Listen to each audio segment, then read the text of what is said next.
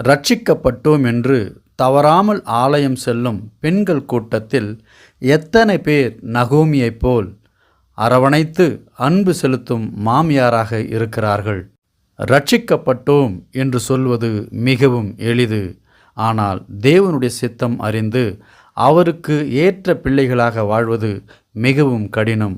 ஆகவே ரட்சிக்கப்பட்டவர்கள் பெயரில் மட்டுமல்ல, தங்கள் குடும்பங்களிலும் தேவனுடைய நாமத்தை மகிமைப்படுத்துகிறவர்களாக இருக்க வேண்டும். நகோமி தன்னுடைய 2 மருமகள்களிடம் தன்னை விட்டு போய் அவர்கள் நலமாயிருக்க வேண்டுகிறார்.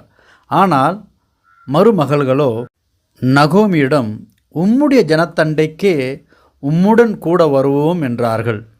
மருமகள் என்றால் இப்படியல்லவா இருக்க வேண்டும்?